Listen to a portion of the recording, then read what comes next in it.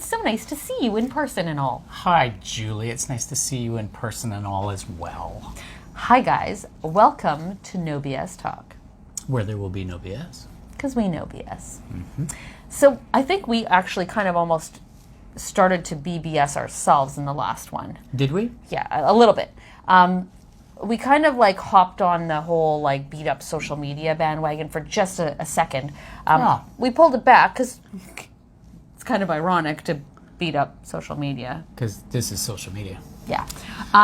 But that's not what we were really trying to say. No, that's not it. No, what we were trying to say is that meeting in person is still really important, and I don't know that everyone values it as much as we used to.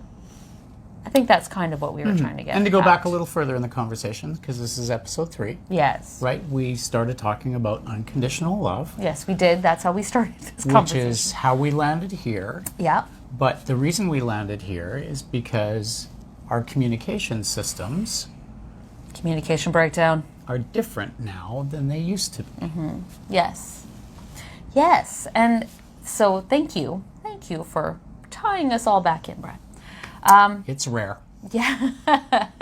I guess we should introduce ourselves too, just in case you guys are new to us. I'm JulieTurner. And I'm BradLovell.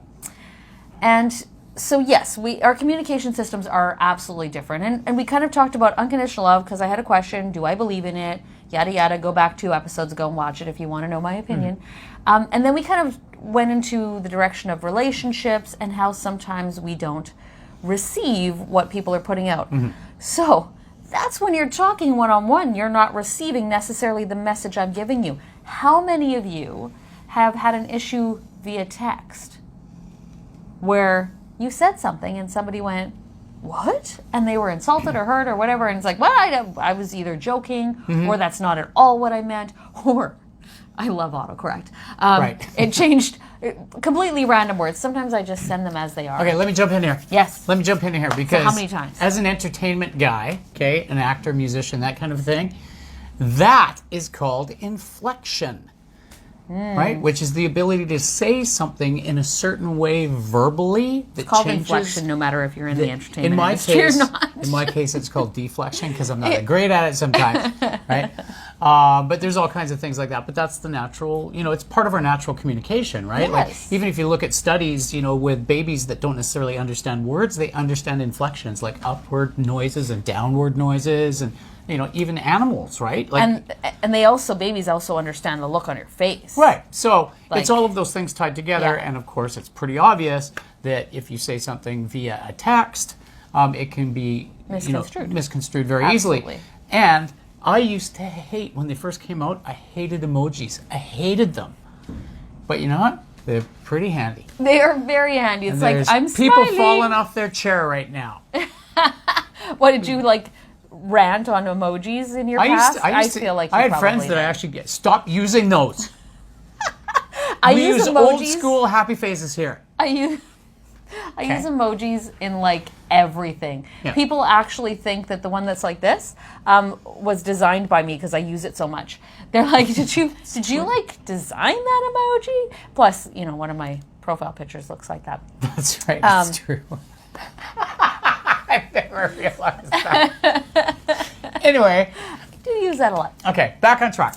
Yes, back on track. So what would support us, I believe, is not only just one-on-one relationships, because of course that's just not feasible all the time, but really connecting. We do have video calls now, and you can actually use Facebook to do a video call. Then you can actually see the inflection. You can actually understand what the person's trying to get across to you. So bringing it back to relationship and unconditional love and all that kind of stuff, and actually receiving what the person is giving. What do you think, Brad? What are your some thoughts around how we can bring it back? Because we can communicate better in so many ways. But how do we get to the point where we're able to communicate? Does that make sense? How do we get to where we're actually able to be in the same room as somebody? How do we get other people to value what we value? I think that's actually more simple than it sounds. Are you ready? I'm ready. I think I'm ready. It's called get off your couch, stop texting while you're sitting on the toilet, and go and actually have a conversation. Not to sound blunt, Okay. but maybe that's what it is. Brad has something. It's a word that he says this word more than I say biohacking. What do you say, Brad? What do you tell people they need to do? People need to create an invitation. Yay! And that's where we're going to end it today. Because we're inviting you to watch No BS Talk to find out what the heck Brad is talking about by creating an invitation. I can't wait to find out. How do they get a hold of you, Brad? I can't wait to tell you. If they can't wait, how do they get a hold of you and find out what the heck are you talking about, Brad? Send us a message right here on this Or? No BS Talk. Or they can get a hold of me at JulieTurner.ca. Yeah, you can send me an email. Brad@BradLovell.com. I can't wait to catch up with you next time. Bye, everyone.